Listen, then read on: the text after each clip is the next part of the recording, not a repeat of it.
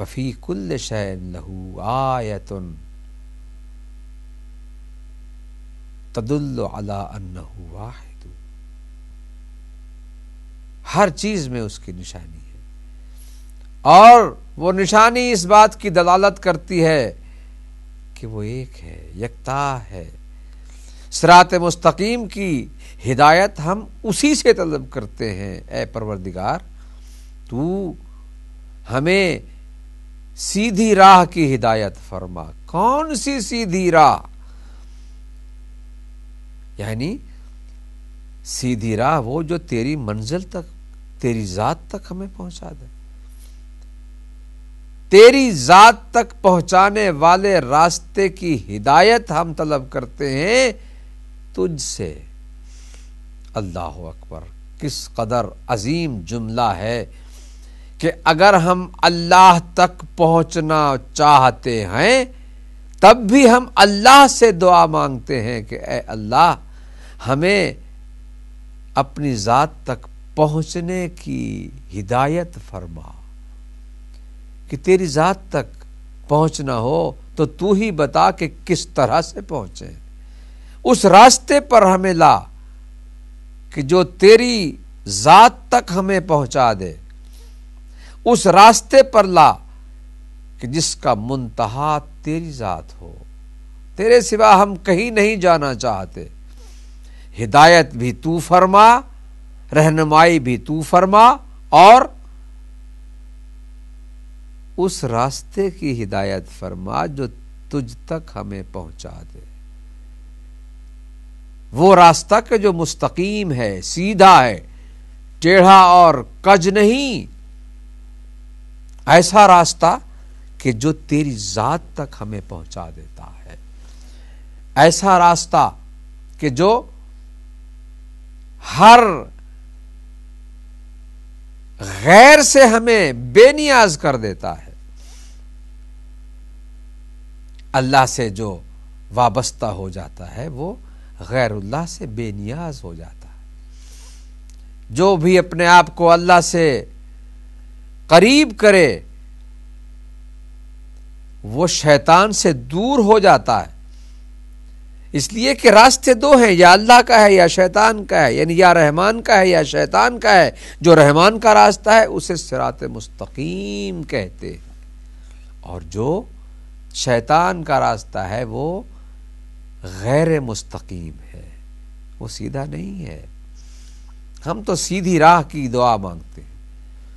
ہم تو سیدھی راہ پر چلنا چاہتے ہیں، ہم تو سیدھی راہ پر قائم رہنا چاہتے ہیں، ہم تو سیدھی راہ پر ثابت قدم رہنا چاہتے ہیں، ہم تو سیدھی راہ پر رہ کر،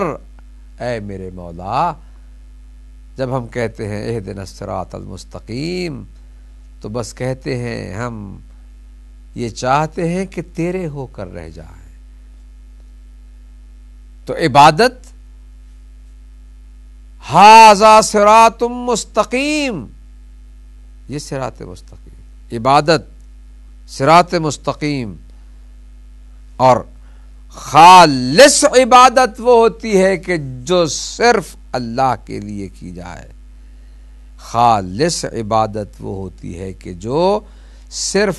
معبود کے لیے، معبود کی رضا کے لیے، معبود کی بندگی، اطاعت، فرما برداری کرتے ہوئے کی جائے۔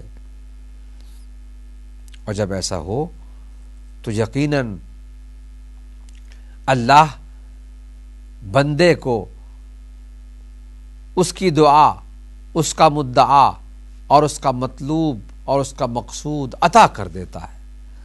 اس لیے کہ وہ دل سے طلب کر رہا ہے، دل سے دعا مانگ رہا ہے۔ اس کا دل کہتا ہے اہدنا الصراط المستقیم۔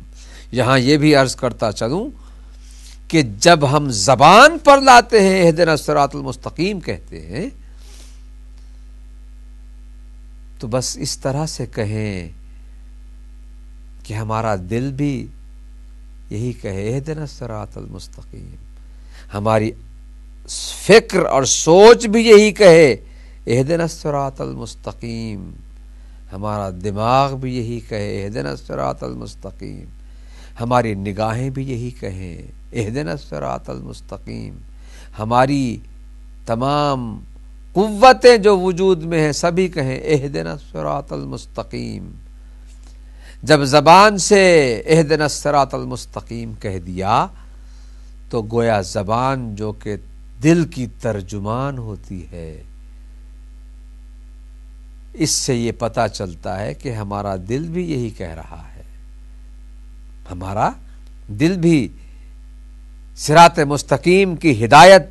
طلب کر رہا ہے، ہمارا دل جو کچھ چاہتا ہے وہ ہماری زبان پر آتا ہے، اور ہماری زبان جو کچھ کہتی ہے وہ ہمارے دل کا اشارہ ہوتا ہے،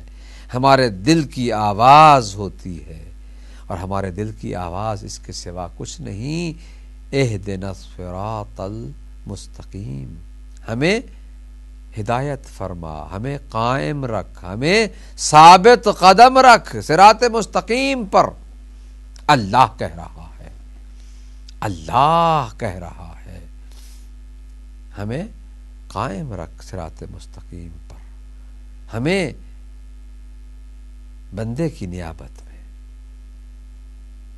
ہم جب مخاطب کرتے ہیں اللہ کو کہ ہمیں قائم رکھ، اللہ نے خود کہہ دیا کہ اس طرح سے کہو، ظاہر ہے کہ یہ الفاظ بندہ کہتا ہے اپنے رب سے جس کا یہ کلام ہے،